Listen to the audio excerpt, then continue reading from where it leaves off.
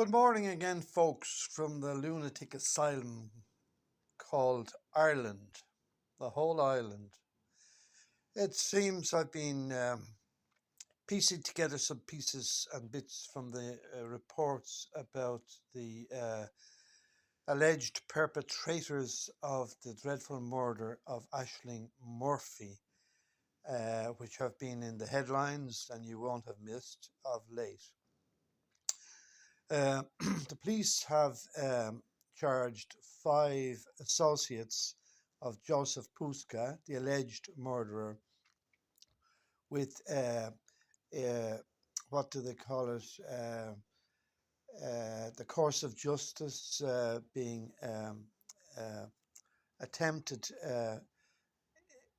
interference with the course of justice because they aided and abetted him to escape to Dublin, and he got treatment there in a hospital for wounds, some of which were inflicted with keys when poor Aisling fought back, and others apparently were self-inflicted. So anyway, he had a nexus of friends and family in Tullamore who gave him succour and assistance to try and evade the Gardaí, and they're mightily annoyed about it. And they have now charged five people uh, for that offence, uh, two of whom have said they've lost their passports, which is very interesting. So they have a little bit of time to maybe flee the country. But if they don't find the passports in 48 hours, the judge has said the prosecutor can bring them back and put them in jail. So, very interesting stuff all. Now, the guy who was allegedly murdered her, um, at first another bloke who was also his twin image was mistaken for the murderer from identity pictures, and one could well understand that. He was a Romanian living in Tullamore also, and he could have been his twin brother. So he was very indignant that the police brought him in and interrogated him and uh, gave him a very hard time, and it seems his picture was published, and he's going to sue the Gardaí for his wrongful defamation. So anyway, the guy, the trial of this guy has been postponed from this month until I think October, because his trial has been thrown into disarray by the defence, who have brought some kind of startling new evidence uh, to the courts. Uh, my belief is that they will probably plead not guilty due to insanity, because it seems he may have inflicted wounds on himself when he got to the hospital in Dublin. So the um, the prosecution have been thrown into disarray, and they now have to study this plea again, I imagine, and will have to find out how to approach the prosecution and hope that he doesn't get away with some a tap on the wrist and perhaps incarceration somewhere.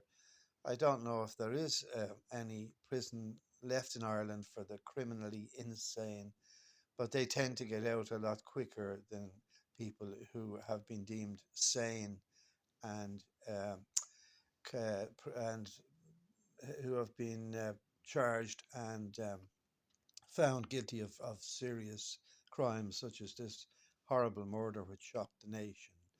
Micheál Martin turned up there to give his condolence to the family, and a lot of politicians in half the country, etc.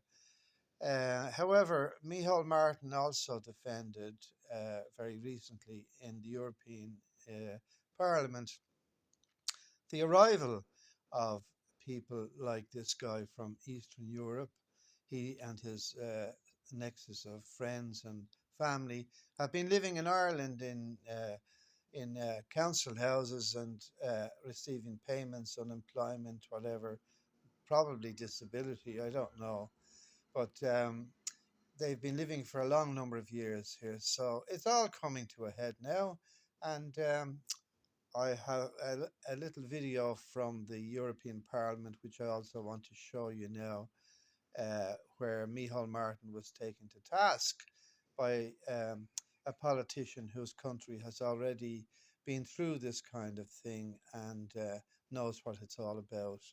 Have a nice day, folks, from the lunatic asylum called Ireland.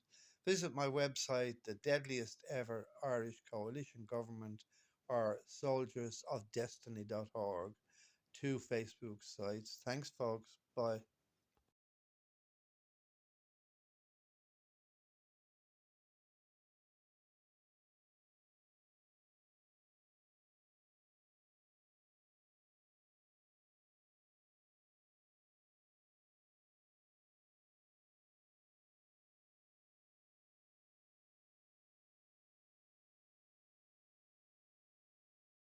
Roderick Martin. The Swedish Social Democrats hoped that the amnesty for migrants in 2005 would give us pause. The opposite happened. Pull factors increased. The following decade meant a migration wave we've never seen before. This year, one shooting a day, one bombing a week, and areas ruled by criminal gangs and clans caused Bildzeitung to name my country the most dangerous country in Europe. Now, I understand that your government is pushing through a mass amnesty. For how many, no one seems to know. Taoiseach, have you looked at migration prognosis for the future? Ipsos tells us that 1.5 billion people would like to migrate if given the opportunity. The French government estimates that 35 to 40% of those would choose to Europe. That's 500 million that would like to go to our continent if given the opportunity. The same as the whole EU population, Taoiseach. Africa's population is set to grow from 1.4 billion today to 4 billion at the end of this century, and there aren't enough jobs. Taoiseach Martin, do you think that mass amnesties for illegal migrants by EU member states is going to alleviate or worsen migration pressure on Europe? Thank you.